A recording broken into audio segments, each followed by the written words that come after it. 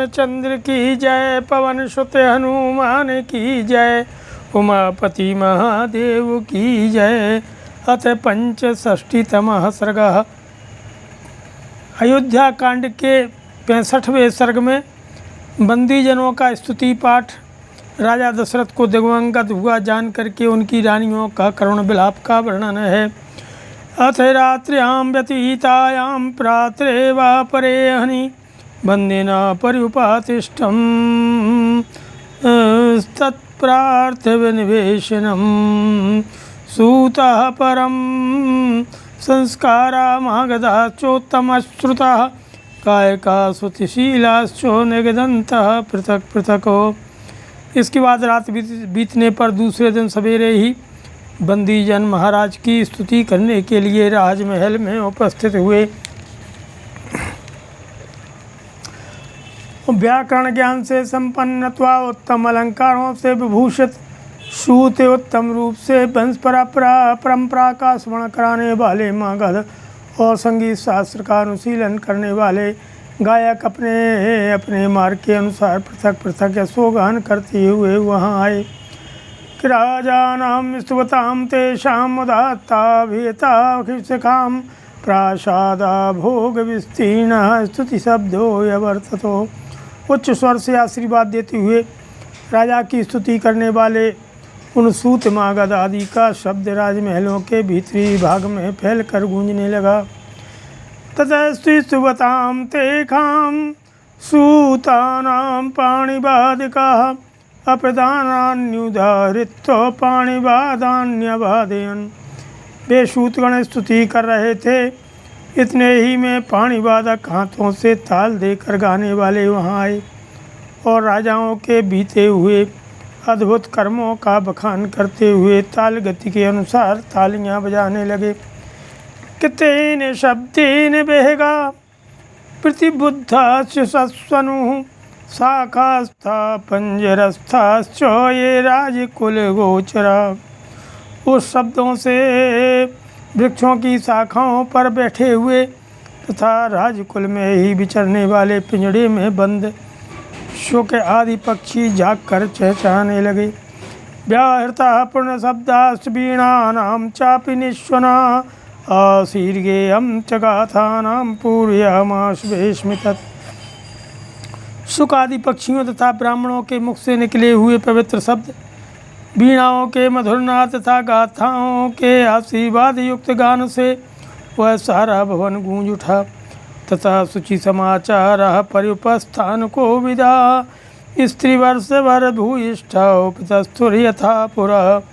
इसके बाद सदाचारी तथा परिचर्या कुलसल सेवक, जिनमें स्त्रियों और खोजों की संख्या अधिक थी, पहले की भांति उस दिन भी राजभवन में उपस्थित हुए। हरिचंदन संप्रक्त मुदिकम कांचनैर्घटै आनन्युः स्नान शिक्षाज्ञा यथा कालम यथा विधि। स्नान विधि के ज्ञाता भृत्यजन विधि पूर्वक सोने के घड़ों में चंदन मिश्रित जल लेकर के ठीक समय पर आए। मंगलालंबिनीयानि प्राशनीयान्युपस्करान् उपानन्युस्तथा पुण्यः कुमारी बहुला स्त्रियाँ। पवित्राचार विचार वाली स्त्रियाँ, जिनमें कुमारी कन्याओं की संख्या अधिक थी, मंगल के लिए स्पर्श करने योग्य गाय आदि, पीने योग्य गंगा जल आदि तथा अन्य उपकरण, दर्पण, आभूषण और वस्त्र आदि ले आईं। सविलक्षण संपन्नम सर्वं विधिवदर्चितं सर्वं सुगुण लक्ष्मीवत्तद्भूत भूता विहारिकम्। प्रातःकाल राजाओं के मंगल के लिए जो जो वस्तुएं लाई जाती हैं उनका नाम आविहारिक है। वहाँ लाई गई सारी आविहारिक सामग्री समस्त शुभ लक्षणों से संपन्न, विधि के अनुसार आदर और प्रशंसा के योग्य, उत्तम गुण से युक्त तथा शोभायमान थी। ततः सूर्योदयं यावत् सर्वं परिसमुत्सुकं तस्थावनुपसंप्राप्तं किंचिदित्युपसांकितम्। सूर्योदय होने तक राजा की सेवा के लिए उत्सुक हुआ सारा परिजन वर्ग वहाँ आकर खड़ा हो गया। जब उस समय तक राजा बाहर नहीं निकले तब सबके मन में शंका हो गई कि महाराज के नहाने का क्या कारण हो सकता है। अथया कौशलेन्द्र शयनम प्रत्यनंतरा ता स्त्रियस्तु समागमो भर्तारम प्रत्यबोधयन। इसके बाद जो कौशल नरेश दशरथ के समीप रहने वाली स्त्रियां थीं, वे उनकी सैया के पास जाकर अपने स्वामी को जगाने लगीं। अथाप्युचित वृत्तास्ता विनयेन नयेन च नहि यस्य शयनम स्पृष्ट्वा किंचिदप्युपले विरे। वे स्त्रियाँ उनका स्पर्श आदि करने के योग्य थीं, अतः विनीत भाव से युक्तिपूर्वक उन्होंने उनकी सैया का स्पर्श किया। स्पर्श करके भी वे उनमें कोई जीवन का कोई चिन्ह नहीं पा सकीं। ता स्त्रियः स्वप्नशीलज्ञा श्रेष्ठेष्टां संचालनादिषु तावे पथपरिताश्च राज्ञा प्राणेषु शंकिता। सोए हुए पुरुष की जैसी स्थिति होती है उसको भी वे स्त्रियां अच्छी तरह समझती थीं। अतः उन्होंने हृदय एवं हाथ के मूल भाग में चलने वाली नाड़ियों की भी परीक्षा की, किंतु वहाँ भी कोई चेष्टा प्रतीत नहीं हुई। फिर तो वे काँप उठीं और उनके मन में राजा के प्राणों के निकल जाने की आशंका हो गई। कि पितिस्रोतस्तृणाग्राणां सदृशं संचकासरे अथ विदन्देयमानानां स्त्रीणां दृष्ट्वा च पार्थिवं यत् तदा शंकितं पापं तदा जज्ञे विनिश्चयः। कौसल्या च सुमित्रा च पुत्र शोक पराजिते प्रसुप्ते न प्रबुद्धेते यथा काल समन्विते। वे जल के प्रवाह के सम्मुख पड़े हुए तिनकों के अग्रभाग की भांति कांपती हुई प्रतीत होने लगीं। संशय में पड़ी हुई उन स्त्रियों को राजा की ओर देखकर उनकी मृत्यु के विषय में जो शंका हुई थी उसका उस समय उन्हें पूरा निश्चय हो गया। पुत्र शोक से आक्रांत हुई कौशल्या और सुमित्रा उस समय मरी हुई के समान सो गई थीं और उस समय तक उनकी नींद नहीं खुल पाई थी। कि निष्प्रभाषा विवर्णा च शन्ना शोकेन शन्नता न व्यराजत कौशल्या तारे उत्तिमिरावृता। सोई हुई कौशल्या श्रीहीन हो गई थी, उनके शरीर का रंग बदल गया था। वे शोक से पराजित एवं पीड़ित हो करके अंधकार से आच्छादित हुई तारिका के समान शोभा नहीं पा रही थीं। कौशल्यानंतरम राज्ञः सुमित्रा तदनंतरम न इसमें विभ्राजते देवी शोकाश्रुलितानना। राजा के पास कौशल्या थी और कौशल्या के समीप देवी सुमित्रा थी। दोनों ही निद्रामग्न हो जाने के कारण शोभाहीन प्रतीत होती थीं। उन दोनों के मुख पर शोक के आंसू फैले हुए थे। ते च दृष्ट्वा तदा सुप्ते उभे देव्यौ च तं नृपं सुप्तमेवोद्गत प्राणमन्तःपुरं मन्यतो। उस समय उन दोनों देवियों को निद्रामग्न देख करके अंतःपुर की अन्य स्त्रियों ने यही समझा कि सोते अवस्था में ही महाराज के प्राण निकल गए हैं। ततः प्रचुक्रसुरदीना ससुरं तावरांगना करेणे विवारण्ये स्थान पृच्छुति यूथपा। फिर तो जैसे जंगल में यूथपति गजराज के अपने वास स्थान से अन्यत्र चले जाने पर हथनियाँ करुण चीत्कार करने लगती हैं, उसी प्रकार वे अंतःपुर की सुंदरी रानियाँ अत्यंत दुखी होकर के उच्च स्वर से आर्तनाद करने लगीं। किताशामाक्रंद शब्देन सहसोदगत चेतने कौशल्या च सुमित्रा च तक्त निद्रे बभूवतु। उनके रोने की आवाज़ से कौशल्या और सुमित्रा की भी नींद टूट गई और वे दोनों सहसा जाग उठीं। कौशल्या च सुमित्रा च दृष्ट्वा स्पृष्ट्वा च पार्थिवं हा नाथेति परिक्रोश्योपेततुर्धरणी तले सा कौशलेन्द्रदुहिता चेष्टमाना महीतले न भ्राजते रजोध्वस्ता तारे गगनच्युता। कौशल्या और सुमित्रा ने राजा को देखा, उनके शरीर का स्पर्श किया और हा नाथ की पुकार मचाती हुई वे दोनों रानियां पृथ्वी पर गिर पड़ीं। कौशल राजकुमारी कौशल्या धरती पर लौटने और छटपटाने लगीं। उनका धूल धूसरित शरीर शोभाहीन दिखाई देने लगा, मानो आकाश से टूटकर गिरी हुई कोई तारा धूल में लौट रही हो। नृपे शांति गुणे जाते कौशल्यां पतितां भुवि अपश्यंस्ता स्त्रिया सर्वा हतां नागवधू में वो। राजा दशरथ के शरीर की उष्णता शांत हो गई थी। इस प्रकार उनका जीवन शांत हो जाने पर भूमि पर अचेत पड़ी हुई कौशल्या को अंतापुर की उन सारी स्त्रियों ने मरी हुई नागिन के समान देखा। ततः सर्वा नरेन्द्रस्य कैकेयी प्रमुखा स्त्रिया रुदत्या शोक संतप्तान पेतुर्गत चेतना। इसके पीछे आई हुई महाराज की कैकेयी आदि सारी रानियां शोक से संतप्त होकर रोने लगीं और अचेत होकर गिर पड़ीं। तभी सबलवान्नादः क्रोशन्तीभिरनुद्रुतः येन स्फीतीकृतो भूयस्तद्गृहं समनादयतो। उन किंदन करती हुई रानियों ने वहाँ पहले से होने वाले प्रबल आर्तनाद को और भी बढ़ा दिया। उस बढ़े हुए आर्तनाद से वह सारा राजमहल पुनः बड़े जोर से गूंज उठा। तत्परित्रस्तं परिस्तसंभ्रांत पर्युत्सुकजनाकुलं सर्वतस्तु मूलाक्रन्दं परितापार्तबान्धवं सद्यो निपतितानन्दं दीनं विकलो दर्शनं बभूव नरदेवस्यो सद्मदृष्टान्तमीयुषा।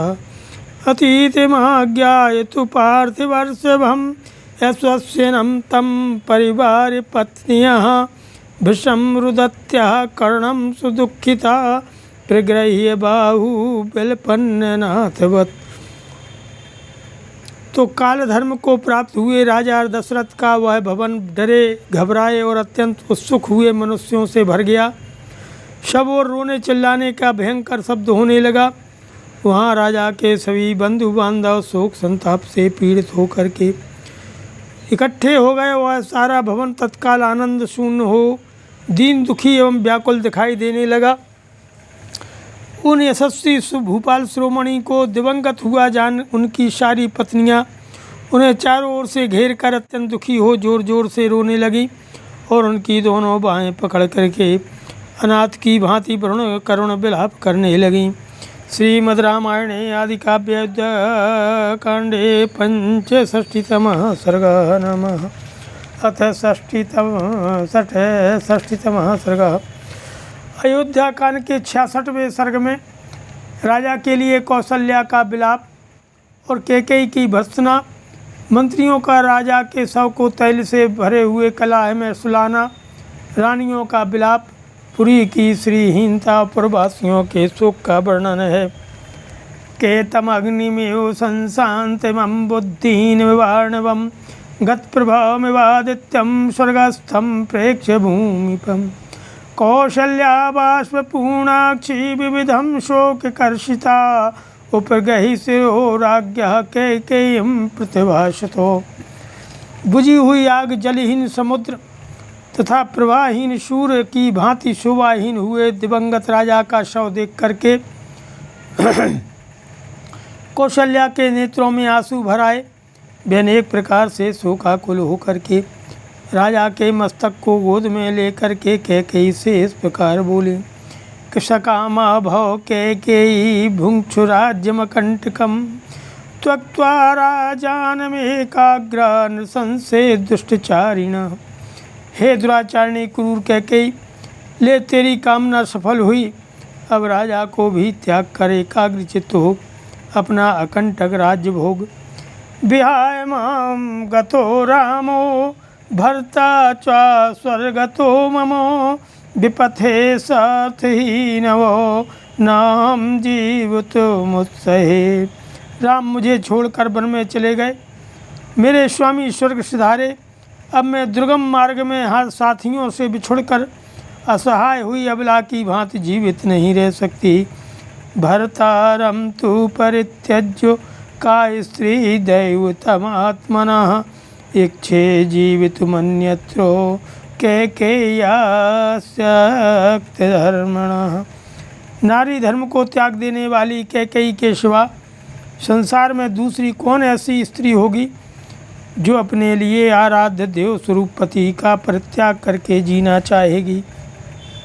न लुब्धो बुध्यते दोषान् किं पाकिम्यो भक्ष्यन् कुब्जा निमित्तं कैकेय्या राघवाणां कुलं हतम्।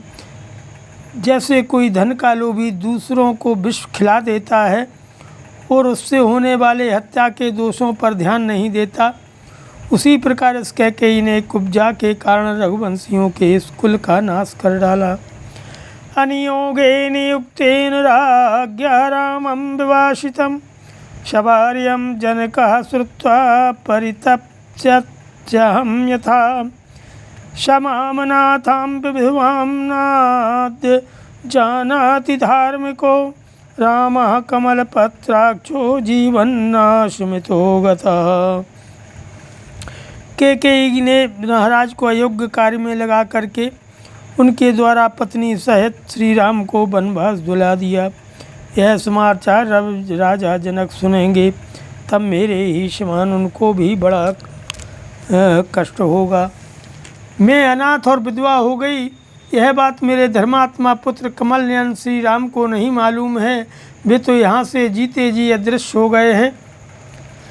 कि विदेह राजसुताय तथा चारु तपस्विनी दुखम्यानुचिता दुखम बने पर्युद्विजिष्यति।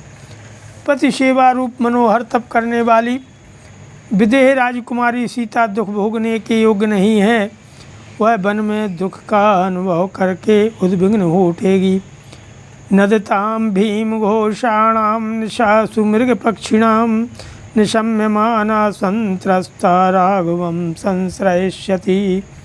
रात के समय भयानक शब्द करने वाले पशु पक्षियों की बोली सुनकर भयभीत होकर के सीता श्री राम की ही शरण लेगी, उन्हीं की गोद में जाकर छिपेगी। वृद्धश्चैवाल्पपुत्रश्च वेदेहि मनुचिन्तयन् शोऽपि शोकसमाविष्टो नूनं त्यक्षति जीवितम्। जो बूढ़े हो गए हैं, कन्याएं मात्र ही जिनकी संतति है, वे राजा जनक भी सीता की ही बारंबार चिंता करते हुए शोक में डूब करके अवश्य ही अपने प्राणों का परित्याग कर देंगे। सहमद्ये दृष्टान्तं गमिष्यामि पतिव्रता इदं शरीरमालिंगो प्रवेक्ष्यामि हुताशनम्। मैं भी आज ही मृत्यु का वर्ण करूँगी। एक पतिव्रता की भांति पति के शरीर का आलिंगन करके चिता की आग में प्रवेश कर जाऊँगी। कितां ततः संपरिस्वज्य बिलपन्तीं तपस्विनीं व्ययनिन्युः सुदुःखार्तां कौशल्यां व्यावहारिका। पति के शरीर को हृदय से लगा करके अत्यंत दुख से आर्त हो करके करुण विलाप करती हुई तपस्विनी कौशल्या को राजकाज देखने वाले मंत्रियों ने दूसरी स्त्रियों द्वारा वहाँ से हटवा दिया। तैर्द्रोण्यां तदा मात्याः संवेश्य जगति पतिं राज्ञः सर्वाण्यथादिष्टाश्चक्रुः कर्माण्यनन्तरं न तु शङ्कालनं राज्ञो विना पुत्रेण मन्त्रिणः सर्वज्ञाः कर्तुमीपुस्ते ततो रक्षन्ति भूमिपम्। फिर उन्होंने महाराज के शरीर को तेल से भरे हुए कड़ाहे में रख करके वशिष्ठ आदि की आज्ञा के अनुसार शव की रक्षा आदि अन्य सब राजकीय कार्यों की संभाल आरंभ कर दी। हे वे सर्वज्ञ मंत्री, पुत्र के बिना राजा का दाह संस्कार न कर सके, इसलिए उनके शव की रक्षा करने लगे। कितैर्द्रोण्यां शायितं तं सचवैस्तु नराधिविषं राधिपं हा मृतोऽयमिति ज्ञात्वा स्त्रियस्तः सर्वपर्यदेवयन्। जब मंत्रियों ने राजा के शव को तेल के कड़ाहे में सुलाया तब यह जानकर सारी रानियाँ हाय ये महाराज परलोकवासी हो गए ऐसा कहती हुई पुनः विलाप करने लगीं कि बाहुनुच्छ्रित्य कृपणा नेत्र प्रस्रवणई मुखई रुदत्यः शोक संतप्तः कृपणम पर्यदेवयनु। उनके मुख पर नेत्रों से आंसुओं के झरने झर रहे थे। वे अपनी भुजाओं को ऊपर उठाकर दीन भाव से रोने लगे और शोक संतप्त होकर के दयनीय विलाप करने लगी कि हा महाराज रामेण संततम प्रियवादिना विहीनः सत्य संदेनो किमर्थम विजिहासिनः। वे बोली हा महाराज हम सत्य प्रतिज्ञ एवं सदा प्रिय बोलने वाले अपने पुत्र श्री राम से तो बिछुड़ी ही थी, अब आप भी क्यों हमारा परित्याग कर रहे हो कि कह के या दुष्ट भावाया राघवेण विवर्जिता कथम शपत्न्या बच्चामः समीपे विधवा वयम। श्री राम से बिछुड़ करके हम सब विधवाएं इस दुष्ट विचार वाली सौत के कई के समीप कैसे रहूँगी। सही नाथ सचास्माकं तव च प्रभुरात्मवान् वनं रामो गतः श्रीमान विहाय नृपते श्रियम। जो हमारे और आपके भी रक्षक और प्रभु थे वे मनुष्य श्री रामचंद्र राजलक्ष्मी को छोड़कर वन में चले गए। तुया तेन च वीरेण बिना व्यसन मोहिता कथम वयम निवस्यामः कैकेय्या च विदूषिता। वीरवर श्री राम और आपके भी न रहने से हमारे ऊपर बड़ा भारी संकट आ गया जिससे हम मोहित हो रही हैं। अब सौत कैकेयी के द्वारा तिरस्कृत होकर के हम यहाँ कैसे रह सकेंगी। यया च राजा रामश्च लक्ष्मणश्च महाबला सीतया सह संत्यक्तः सकामन् साकमन्यं नश्यति। ताबाष्पेण च संवीताः शोकेन विपुलेन च बचेष्टन्तु निरानन्दा राघवस्य वरस्त्रिया।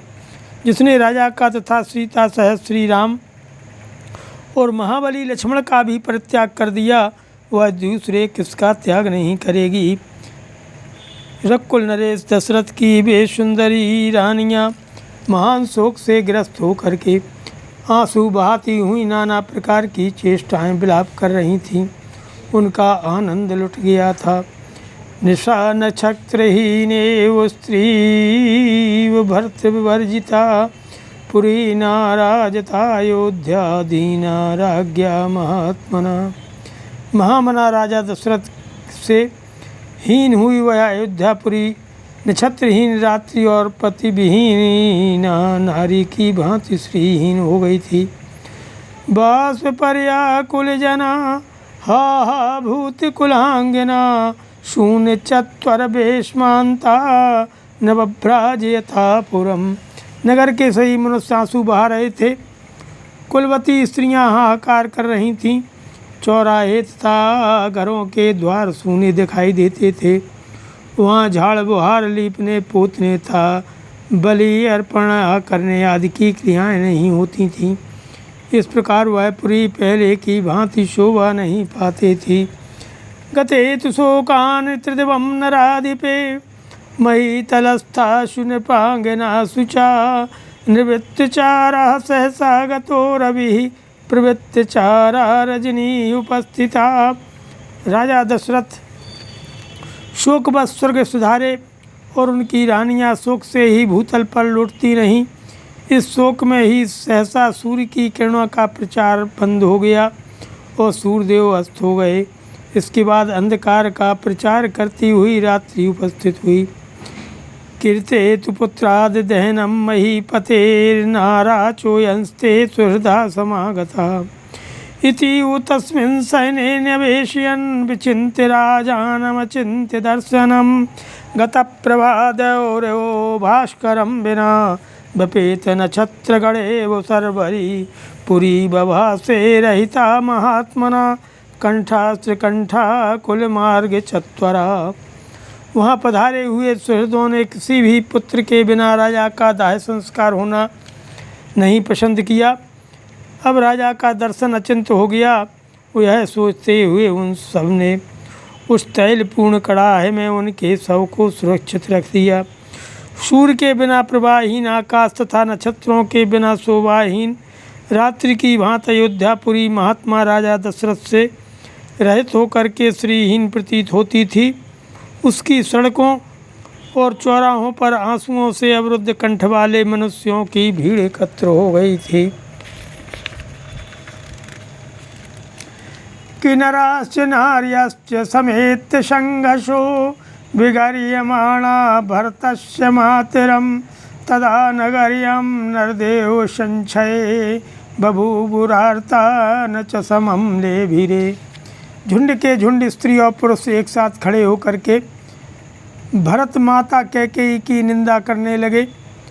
उस समय महाराज की मृत्यु से अयोध्यापुरी में रहने वाले सभी लोग शोकाकुल हो रहे थे। कोई भी शांत नहीं पाता था। श्रीमद् रामायण अयोध्या कांडे आदि काव्य अयोध्या कांडे षष्ठीतमः सर्गः। नमः सियावर रामचंद्र की।